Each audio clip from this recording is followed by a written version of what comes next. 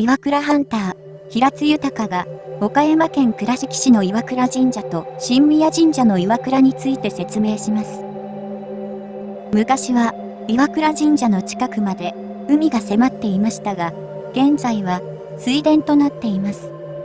その中で、岩倉神社だけが巨石が積み重なった丘となっており、周りを見ても巨石はありません。岩倉神社は人為的に岩を積み上げた場所かもしれません。神社のご由緒には、この地で稲を積み上げたので稲倉と呼ばれ、それがなまって岩倉となったと書かれていますが、この岩だらけの光景を見ると、もともとから神が降臨する岩を意味する岩倉であったと思われます。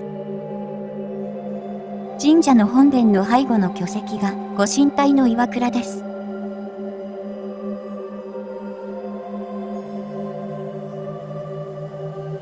三角形の岩がこの岩倉を指しています。薬師寺真一氏は鳥居の前の立石に注目しました。立石の根元からは弥生式土器が出土しており、社殿や鳥居のない時代にはこの立石から本殿の背後の岩倉を直接拝んでいたと推測しました。さらに岩倉と立石のラインを伸ばした先に吉備の中山が存在していることから、この岩倉に中山の神を迎え入れる仕組みではないかと考えました。岩倉ハンターが最も興味を持ったのは、社殿の南側の巨大な岩組です。南側から巨石の下に入れるようになっており、中に潜ると大きな岩が点で接触していて、微妙なバランスで構築されているのがわかります。また、この中で火を焚いた跡も見られることから、人が何かに利用していた施設であったと思います。この岩組は、風化によって自然に残存した地形ではなく、人工的に組み上げたものではないかと推測します。さて、この岩倉神社の北に、おうぼ山があります。現在は宅地で分断されてしまっていますが、もともとは、立月遺跡を含む60基以上の遺跡のある丘でした。この丘を歩くと、数多くの石室を見ることができます。中でも、6世紀後半のおうぼ山古墳は、20メートルの円墳で、私物四重鏡をはじめ、馬具や武具などの副葬品が出土しており、強大な王の存在が予想されます。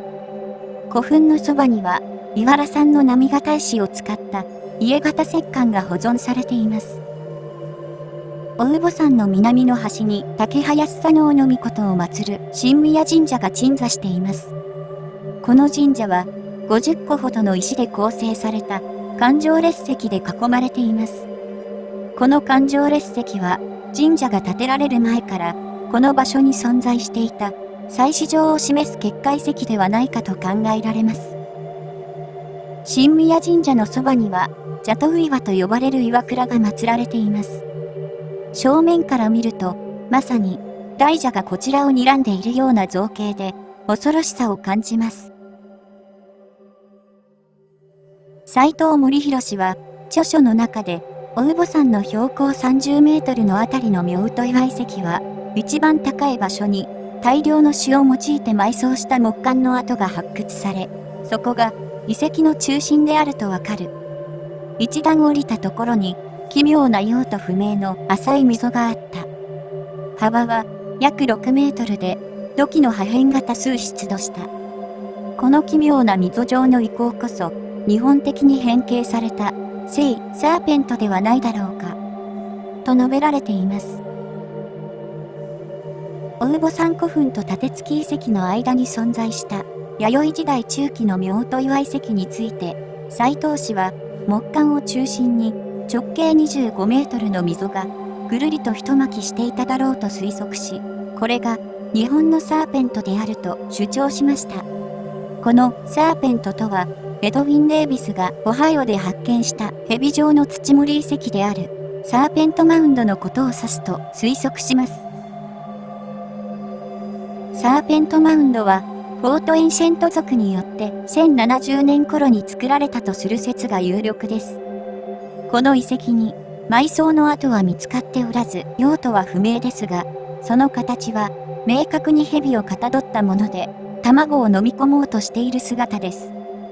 最近、蛇の頭から卵を見ると、その方向に、夏至の日の太陽が沈むことがわかり、暦を知る装置だったのではないかと言われています。エンシェント族は、夏至を基準にして、トウモロコシの種をまいていたので、この説の信憑性は高いと考えられます。このサーペントマウンドは、川からの標高差30メートルの位置に作られた、幅6メートルの土盛りで、幅と高さが、妙と岩遺跡の溝状の遺構と一致しています。立月遺跡の北にあたる加茂小学校の発掘調査の時にも、幅6メートルの溝が発見されていることから、妙と岩遺跡の溝状の遺構にこだわらずに、足森川から新宮神社まで、全長約800メートルの大母山自体が、蛇をかたどった遺構だったのではないかと考えます。古代の人々は、北の立月遺跡の場所に、立石でストーンサークルを作り、南の端の新宮神社の位置に、丸石でストーンサークルを作り、大蛇の頭の位置に蛇頭岩を置いて、聖なる場所としました。そして、弥生から古墳時代になって、この聖地を王の墓に利用したのではないでしょうか。また、新宮神社から岩倉神社の方向が、冬至の日の出方向にあたります。ほぼ深淵の岩倉神社は、大蛇が飲み込む卵ではないでしょうか。オハイオのサーペントマウンドが、その向きで、夏至の日を知らせていたことに呼応するように、大母山の大蛇は、冬至の日を知らせていたのです。